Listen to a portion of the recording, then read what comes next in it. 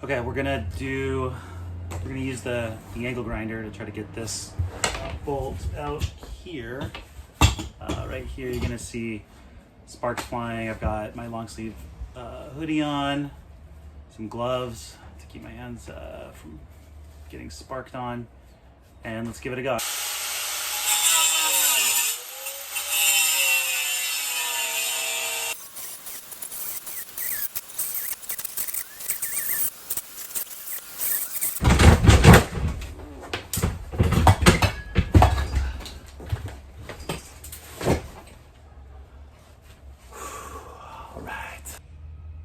Okay, gonna do the second chair in the corner. It's definitely harder to get to, but gonna give it a shot. Hopefully it'll come out just like the other one.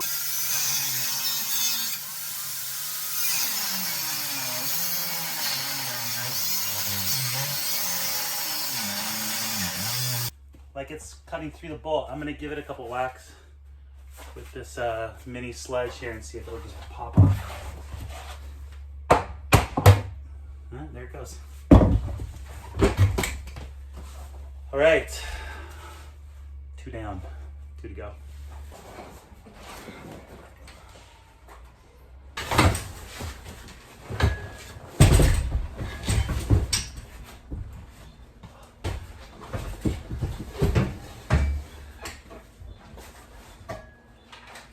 Here's the bus without any seats. You guys can, I'll step out of the way. Pretty excited. Definitely feel like a sense of accomplishment with this one. It's yeah, it was grinding, wasn't that bad. So now the bus is empty. We're gonna clear it out, clean it up. I'm trying to decide if I'm gonna keep some of this rubber or not. I think I do like the rubber as a kind of a protective surface over beneath flooring. The question is, what are we gonna do with insulation on the floor? So we need to figure that out next. That's kind of the first thing we're gonna wanna decide is what are we doing with the floor in terms of insulation, keeping the rubber, couple different options, but for now, just gonna get the bus cleaned up and enjoy the fact that I got all the seats out, day 3.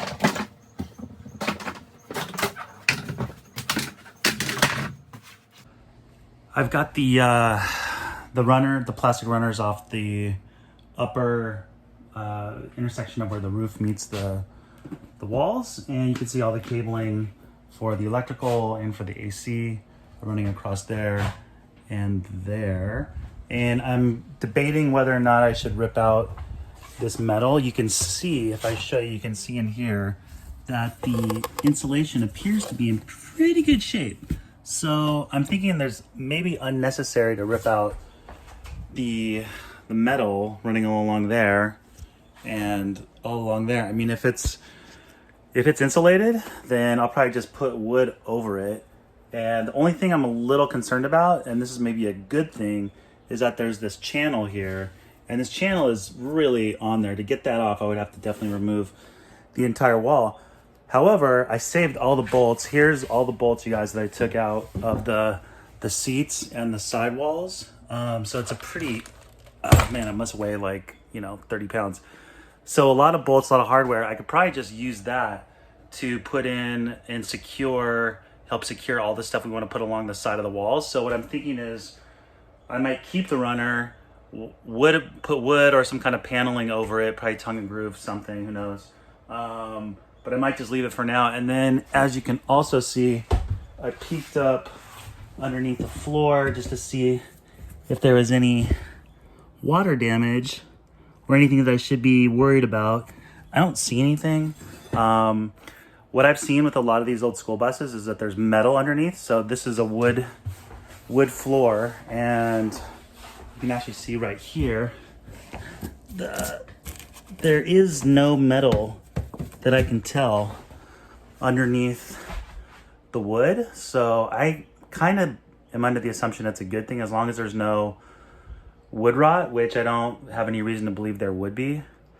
So I'm probably just gonna leave the rubber and then either put another layer of wood flooring over that, or figure out a way to kind of better insulate the floor. It might be crazy, but I want to kind of look into, what do you call it, thermal heating or some other electrical kind of heating on the floor. Because I know if we're going to go into some cold climates, the floor is definitely going to be an issue.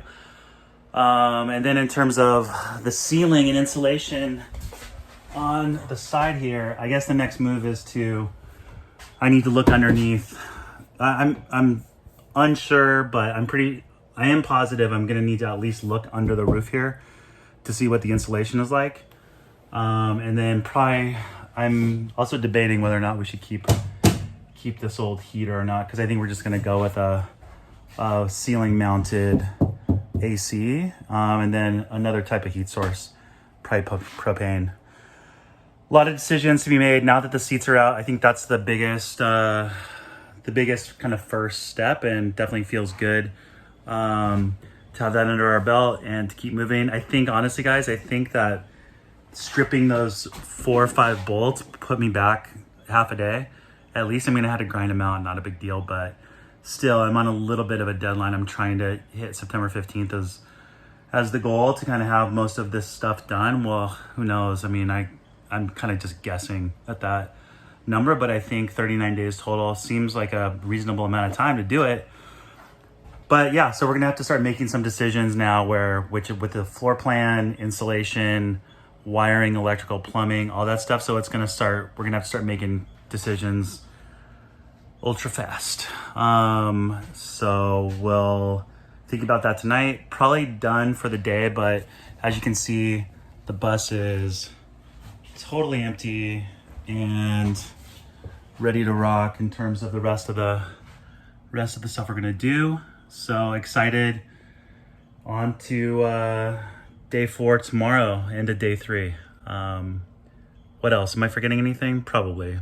I don't know. You guys will hit me up online or something. Let me know if you have any questions. Happy to respond in video. I'm totally, just as for the record, never done this before. I'm handy around the house. I can build things, but this is definitely probably the biggest undertaking I've ever done, and it's a little daunting. But it's if other people can do it, why not me? So yeah, we'll see how it goes. But yeah, I'm totally new to this, and if any of you guys are more experienced than me, you're probably pointing out 100 things I'm doing wrong and I should be doing right. And I'm sure hopefully I'll read the comments on Facebook tonight. And if you've never done anything like this and you're new to it like me, I hope you're getting something out of it. And maybe it's giving you confidence to do it yourself. So that's the idea here.